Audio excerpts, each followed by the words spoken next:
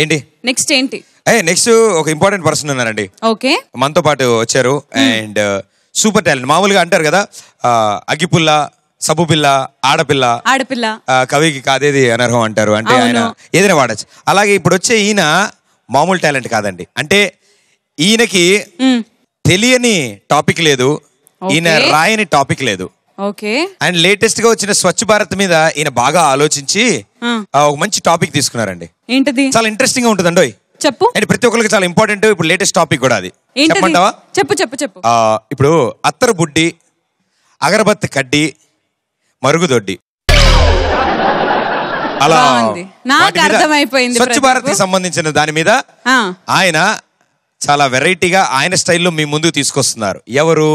ఎందుకంటే అంత అద్భుతమైన పర్సన్ మా ఈటీవీలో, ఈటీవీ ప్లస్ లో ఆహా ఈ ఓహో కి జడ్జ్ గా కూడా వ్యవహరిస్తున్నారు. He's none other than our favourite, మీ అందరిని నవ్వించడానికి రాబోతున్నారు జొన్న విత్తుల రామలింగేశ్వరరావు గారు. గట్టిగా చెప్పట్లు. విఘ్నులు రసజ్ఞులు అయిన విజయనగరం ప్రేక్షకులకి నమస్కారం.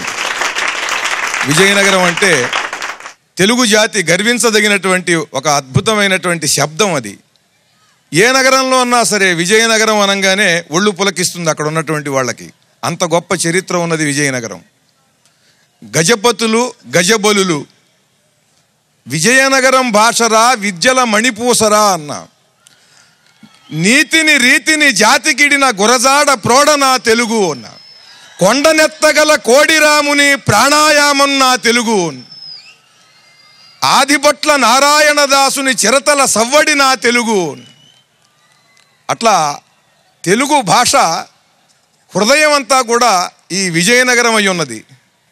అటువంటి ఈ విజయనగరం ప్రజానీకం అందరూ కూడా ఈటీవీ 20 సంవత్సరాల విజయ యాత్రని ప్రేమతో మీ అందరి దగ్గరకు వచ్చి జరుపుకుంటున్న సమయంలో నేను మీ అందరి దగ్గరికి ఇలా రావటం నా అదృష్టంగా భావిస్తున్నాను. చాలా ఆనందంగా ఉంది. ప్రధాని నరేంద్ర మోడీ గారు స్వచ్ఛ భారతం అని ఒక పిలుపునిచ్చారు. నేను దాని మీద ఒక సరదా స్వచ్ఛ భారత గీతం, సందేశం కూడా సరదాగా ఉంటుంది, ఒకటి రాశా. మనం చూస్తూ ఉంటాం, ఎక్కడ పడితే అక్కడికి ఒక చెంబుతో పెడుతూ ఉంటారు. ఎక్కడ పడితే అక్కడ కూసోకు, 1 2కి ఊరు వాడా చెడగొట్టయి మాకు. ఎక్కడ పడితే అక్కడ కూసోకు, 1 2కి ఊరు వాడా చెడగొట్టయి మాకు.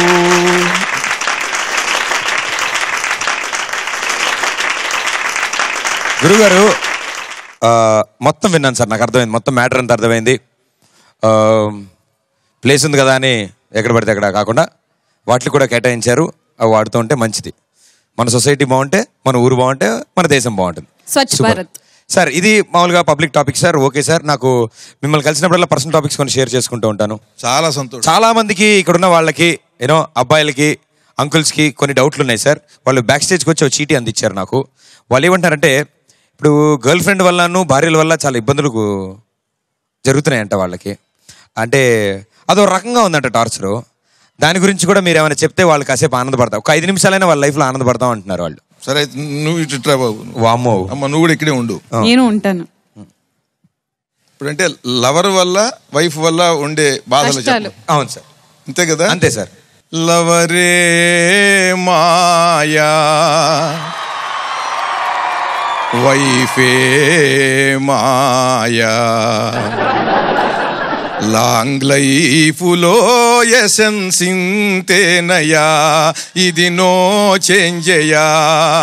లవరే మాయా, వైఫే మాయా, లాంగ్ లైఫులో ఎసెన్స్ ఇంతేనయా, ఇది నో చేంజయా. లవ్ ఫెయిల్ అయ్యిందని జుట్టు పీకోకోయి, లవ్ ఫెయిల్ అయ్యిందని జుట్టు పీకోకోయి, సక్సెస్ అయితే కుక్క చావు చచ్చేవోయి. డైమండు లాంటి లవరు డైనోసారెస్సోయ్, డైమండు లాంటి లవరు డైనోసారెస్సోయ్ మిసెస్సు అయితే మింగేసేదోయ్ నిన్ను మింగేసేదోయ్ లవరే మాయా వైఫే మాయా లాంగ్ లైఫులో ఎసెన్సింతేనయా ఇది నో చేంజయ్యా భార్యా బంధువులని దరిరాని కోయి భార్యా బంధువులని దరిరాని కోయి రానిస్తే నీ సుఖము నాశనమోయి భార్యే దయ్యమనే భావన రాని ఓయ్ ఆ ఎరుకే నిత్యమానందమోయ్ బ్రహ్మానందమోయ్ లవరే మాయా వైఫే మాయా లాంగ్ లైఫులో ఎసెన్సింతేనయా.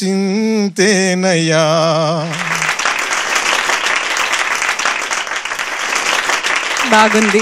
దయ్యాలము డైనోసర్లమంట మనం. Super sir, wonderful.